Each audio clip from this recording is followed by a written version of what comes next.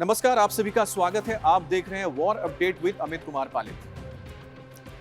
अमेरिकी राष्ट्रपति Donald Trump ने ईरान पे होने वाले हमले को रोक दिया है और कहा है कि बातचीत शुरू होने जा रही है और ये बातचीत आज यानी कि सोमवार को ही होगी ईरान के साथ। लेकिन क्या वाकई में ये जो बातचीत होने की बात डोनाल्ड ट्रंप कर रहे हैं, उसके चलते एक बार फिर से मिडिल ईस्ट में जो तनाव बना हुआ है खत्म हो जाएगा, या ये बातचीत होगी भी या नहीं, इस पर भी कहीं ना कहीं एक प्रश्न चिन्ह लगा हुआ है। अगर आप देखें पिछले कुछ वक्त से डील होने के बाद, जब डील हो गई अमेरिका और साथ ही ईरान के बीच में, तो ऐसा माना गया कि अब सब कुछ नॉर्मल होने जा रहा है, खाका तैयार हो चुका है, स्ट्रेट ऑफ हॉर्मुज खुल जाएगा और उसके बाद आगे बातचीत होगी और न्यूक्लियर डील पर भी बातचीत हो जाएगी। लेकिन देखिए उसके बाद हुआ क्या। कुछ वक्त तक तो सब कुछ शांत रहा, लेकिन एक बार फिर से जहाजों पर स्ट्रेट ऑफ हॉर्मुज पर हमले हुए। अमेरिका ने उस पर जवाबी कार्रवाई करते हुए ईरान के ऊपर हमले किए और 13 दिन तक लगातार हमले होते रहे और ईरान भी हमले करता रहा, पलटवार करता रहा। एक बार फिर से उसके बीच में देखा गया कि एक फिर से ये संघर्ष रुक गया, क्योंकि बीच में ओमान या कतर जैसे देश आ गए और उन्होंने कोशिश की कि बातचीत के जरिए मसला सुलझाया जाए। लेकिन एक बार फिर से ये हमला हुआ। पिछले गुरुवार को एक बड़ा हमला हुआ कश्मीर द्वीप पर और उस दौरान फिर से ऐसा लगा कि शायद ये युद्ध फिर से शुरू होने जा रहा है और फिर से ये लंबा खींचेगा। और जिस तरह से डोनाल्ड ट्रंप ने बड़ी चेतावनी दी कि अब ईरान पर ऐसा हमला होने जा रहा है कि ईरान पूरी तरह से तबाह हो जाएगा, हम तैयार हैं, सब तैयारियां चल रही हैं, सबको तैयार कर दिया गया है। और ये जो बताया गया डोनाल्ड ट्रंप की ओर से हम बड़ा हमला करने जा रहे हैं, ठीक उससे पहले अगर आपको याद हो बेंजामिन नेतन्याहू पहुंचे हुए थे अमेरिका में, जहां डोनाल्ड ट्रंप से उनकी मुलाकात हुई। तो सबको ऐसा ही लगा कि शायद हो सकता है एक बार फिर से ईरान और पर हमला करने के लिए अमेरिका, इजराइल और बाकी जो सहयोगी देश हैं वो तैयारी कर रहे हैं। और इजराइल ने भी अपने सैनिकों को तैयार रहने के लिए कह दिया था कि वो तैयार हैं, हमला हो सकता है या लड़ाई शुरू हो सकती है। और जैसा लग ही रहा था कि बड़ा हमला होने जा रहा है, तो डोनाल्ड ट्रंप की ओर से कहा गया कि नहीं, सोमवार से बातचीत शुरू हो रही है।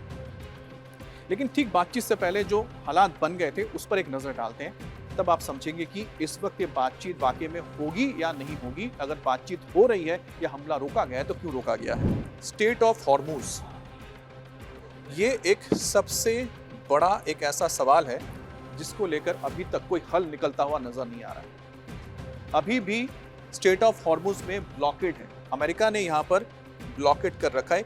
ईरान के किसी भी जहाज को ना ईरान तक जाने की इजाजत है, ना ही ईरान के बंदरगाहों से बाहर आने की इजाजत है। दूसरी तरफ यहाँ से दूसरे देशों के भी जो जहाज निकल रहे हैं वो बामुश्किल यहाँ से निकल पा रहे हैं, क्योंकि ईरान भी कहीं ना कहीं यहाँ पर बैठा हुआ है जो किसी भी दूसरे देशों के जहाज को, खासतौर पे जिनका ताल्लुक अमेरिका या उसके सहयोगियों से है, उसे गुजरने नहीं दे रहा, जिसका खामियाजा यहाँ पर सबको भुगतना पड़ रहा है। दूसरी तरफ ये है रेड सी।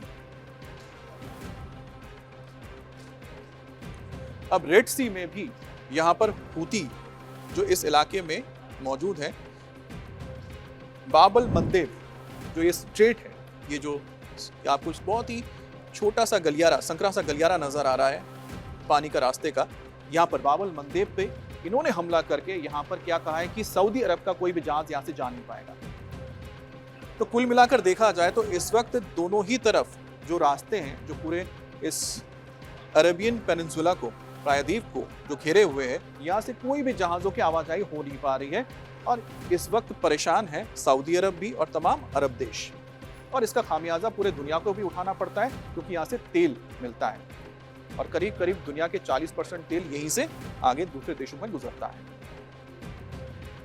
अब जब से यहाँ पर ये ब्लॉकेड बना है, खामियाजा ईरान को भी भुगतना पड़ा है। ईरान के जहाज निकल नहीं पा रहे, तेल वो बेच नहीं पा रहा है, जिससे उसकी आमदनी कम हो रही है। अमेरिका ने पिछले दिनों यहाँ पर करीब 36 जहाजों को, बताया जाए 36 जहाजों को वापस भेजा है, जो टैंकर से बेसिकली या फिर दूसरे कमर्शियल जहाज थे जिनको अंदर दाखिल होने नहीं दिया गया और उनका रूट ईरान रहा होगा, ईरान पहुंचना था, ईरान के बंदरगाह में। तो फिलहाल ऐसे हालात जो बने हैं, अब कहीं ना कहीं ईरान भी ये चाहता है कि जो स्ट्रेट ऑफ हॉर्मुज है वो उसके कब्जे में रहे और अपने हिसाब से उसका इस्तेमाल करें। अमेरिका इसके लिए तैयार हो नहीं रहा है। अब ईरान और अमेरिका इन दोनों के बीच हमले हुए जा रहे हैं। अमेरिका लगातार ईरान के ऊपर हमले करता रहा और ईरान भी कुवैत में, सऊदी अरेबिया में, यूनाइटेड अरब एमिरेट्स में, कतर में हमले करता रहा। यहाँ तक कि जॉर्डन में भी हमले किए गए और साथ ही साथ सीरिया तक बताया जाता हमले कर दिए गए। तो ये जो पूरा इलाका है ईरान और अमेरिका के इस संघर्ष की वजह से फंसा हुआ है। अब दोनों ही देश, चाहे वो ईरान हो या फिर अमेरिका हो, वो एक रास्ता तो निकालना चाह रहे हैं, लेकिन यहाँ पर सबसे ज़्यादा दिक्कत हो रही है सऊदी अरेबिया, यूएई को। सऊदी अरेबिया, यूएई, कुवैत, इन तमाम देशों को, क्योंकि यहाँ से तेल जा नहीं पा रहा है और जो भी हमले करता है ईरान सीधे इन्हीं देशों के ऊपर करता है और इनके जो बुनियादी ढांचे उनको लगातार नुकसान पहुँचाता हुआ जा रहा है। दूसरी तरफ ईरान के साथ बातचीत जारी रखने की कोशिश में ओमान लगातार लगा हुआ है। इस बार ओमान का रोल बहुत अहम है। हालांकि कतर भी यहाँ पर है, लेकिन ओमान लगातार यहाँ पर ईरान से बात कर रहा है और कोशिश ये हो रही है कि एक रास्ता यहाँ पर निकाला जाए स्ट्रेट ऑफ हॉर्मुज के लिए, जिस पर ओमान और साथ ही साथ ईरान दोनों मिलकर इसकी देखरेख करें।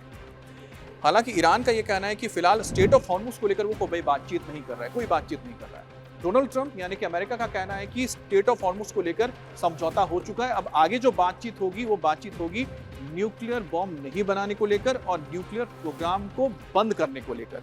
ये अमेरिका के राष्ट्रपति का दावा है। ईरान की ओर से इस पर कुछ भी नहीं कहा गया है। ओमान के साथ ईरान की क्या बातचीत हो रही है? ओमान के साथ ईरान की जो बातचीत हो रही है उसमें सऊदी, यूएई, ये तमाम देश भी शामिल हैं। ये भी चाहते हैं कि ओमान के जरिए अगर ईरान के साथ समझौता होता है तो उनके जहाज यहाँ आराम से निकल सकते हैं। अगर ये समझौता हो जाता है तो ऐसे में ये स्ट्रेट ऑफ हॉर्मुज का मसला सुलझ जाएगा और एक बार फिर से बातचीत के लिए एक माहौल बन जाएगा। अब इसमें कई तरह के आप कह सकते हैं कि सिस्टम को अपनाने की बात हो रही है। ईरान ने पहले क्या किया कि यहाँ पर सेस लगा दिया कि पर्यावरण को जो नुकसान होता है उसके हिसाब से जो भी जहाज यहाँ से गुजरेंगे हम लोग को टैक्स देंगे, जिसका अमेरिका ने खंडन किया था। उसके बाद उसने कहा कि ओमान और ईरान मिलकर ये टैक्स वसूलेंगे। इस पर भी अमेरिका ने आपत्ति जताई थी कि किसी भी देश को दुनिया के किसी भी वो इलाके जो इंटरनेशनल वाटर्स है वहां पर टैक्स वसूलने की इजाजत नहीं दी जा सकती। तो अब ऐसे में यहाँ पर कैसे इस मसले को सुलझाया जाए स्ट्रेट ऑफ हॉर्मुज को, तो एक और निकाला गया तरीका वो था इस इलाके में, ये straight of Malacca. Straight of Malacca, straight of Malacca जो बंगाल की खाड़ी से हिंद महासागर से होते हुए सीधा मलेशिया से होते हुए आगे की तरफ जाता है। इसमें इंडोनेशिया, मलेशिया और सिंगापुर, ये जो देश हैं इस इलाके में मौजूद है। इस वजह से ये तीनों देश एक आप कह सकते हैं कि फीस वसूल करते हैं और ये डेवलपमेंटल फीस माना जाता है कि ताकि ये जो रास्ता है स्ट्रेट ऑफ मलाका उसको सुचारू रूप से चलाने के लिए जो जरूरत पड़ती है उसके हिसाब से फीस वसूला जाता है। और ठीक इसी टेक्निक को, इसी सिस्टम को अपनाने के लिए अब स्ट्रेट ऑफ हॉर्मुज के लिए ओमान कोशिश कर रहा है। और इसमें सिर्फ ओमान ही नहीं, वो चाहेगा कि यूएई भी आए, ईरान भी साथ में आए, तमाम वो देश जो गल्फ ऑफ पर्शिया यानी पर्शियन गल्फ और स्ट्रेट ऑफ हॉर्मुज के आसपास मौजूद है, और यहाँ से जहाज़ों से ऊपर से एक फीस लिया जाए जिसके जरिए इस इलाके को दुरुस्त रखा जाए, सुरक्षित रखा जाए, इसके पर्यावरण को ध्यान में रखते इसको आगे बढ़ाया जाए।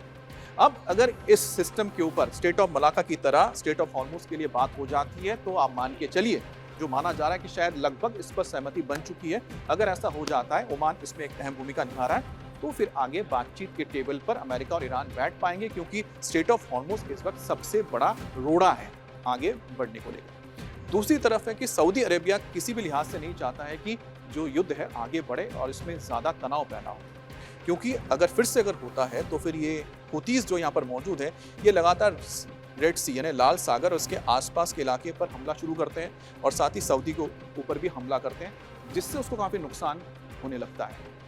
और यही वजह है कि सऊदी और यूएई भी चाहते हैं कि किसी भी तरह से बातचीत के जरिए मसला सुलझा लिया जाए। यूएई ने तो पहले ईरान के साथ एक ऐसी डील कर ली है जिसके तहत ईरान उसके ऊपर हमला नहीं कर रहा है, और जाहिर सी बात है जो जानकार बता रहे हैं उनका तो ये कहना है कि सोर्सेज का कि इसके पीछे पैसा है, पैसा दिया गया ईरान को कि भाई यूएई के ऊपर हमले ना हो। उसी तरह से हो सकता है कि सऊदी अरेबिया लेकिन ऐसा करेगा या नहीं करेगा, इस पे क्वेश्चन मार्क है, क्योंकि ईरान और सऊदी के बीच कहीं ना कहीं एक वर्चस्व की लड़ाई लगातार चल रही है। अब इस युद्ध को रोकने के लिए सऊदी अरेबिया बहुत ज़्यादा कोशिश कर रहा है और साथ ही यूएई और ओमान भी मौजूद है, क्योंकि ये कुछ ऐसे देश है, कुवैत भी इसमें शामिल है, कतर भी है, क्योंकि इनके ऊपर सबसे ज़्यादा हमला होता है ईरान जब भी यहाँ पर हमले करता है। एक और बात जो निकलकर सामने आई है वो भी बहुत दिलचस्प है। अब अमेरिकी मीडिया की ओर से खबर आई कि सेंट्रल कमांड की ओर से एक ईमेल भेजा गया है, जिसमें अमेरिका की कोशिश अब ये है कि ईरान को पस्त करने के लिए, ईरान को नुकसान पहुंचाने के लिए कुछ दूसरे रास्ते अपनाए जाएं।